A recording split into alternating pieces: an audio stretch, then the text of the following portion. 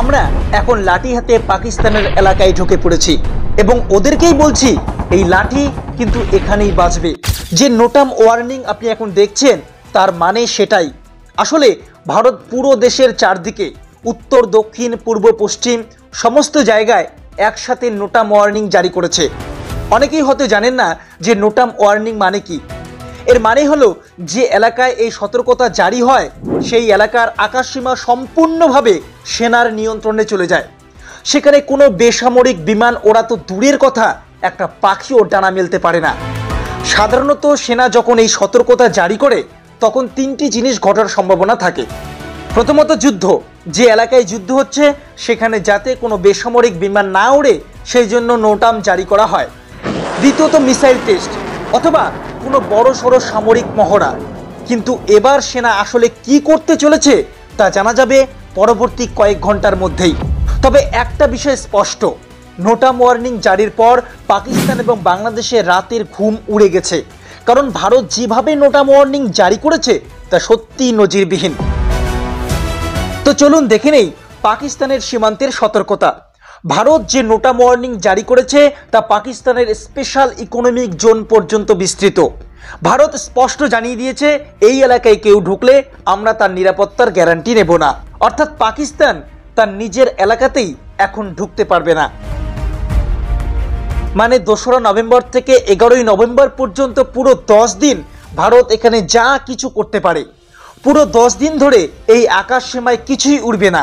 আর সবচেয়ে বড় কথা, এটা শুধু সেনা বা বায়ুসেনার সতর্কতা নয়, এটা ট্রাই সার্ভিস নোটাম ওয়ার্নিং।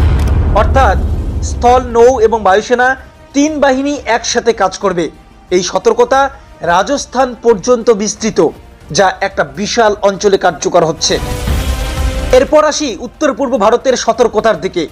পুরো নর্থ ইস্ট অঞ্চল, এমনকি ভারতের চিকেন নেক অর্থাৎ শিলিগুড়ি করিডোর পর্যন্ত সব জায়গায় নোটাম ওয়ার্নিং জারি হয়েছে। এটি কভার করছে চীনের সীমান্ত এবং বাংলাদেশের সীমান্ত দুটোই। মানে এখানেও বড় সড়ো সামরিক পদক্ষেপ নিতে চলেছে ভারত।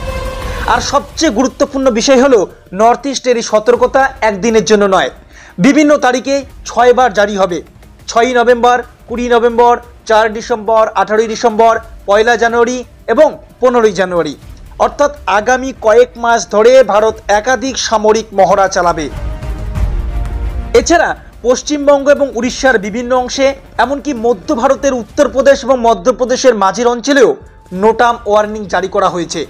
মানে আগামী 2 থেকে 2.5 মাস ধরে ভারত একের পর এক সামরিক ড্রিল চালাবে। কিন্তু সবচেয়ে বেশি ভয় পাচ্ছে পাকিস্তান, কারণ ওখানে হচ্ছে ট্রাই সার্ভিস মিলিটারি ড্রিল, যা ভারতের ইতিহাসের সবচেয়ে বড় মহড়া। এত বড় মহড়া ভারত এর আগে কখনো করেনি। তাই পাকিস্তান আশঙ্কা করছে ভারত এই মহড়ার আড়ালে সরাসরি না আক্রমণ করে দেয়।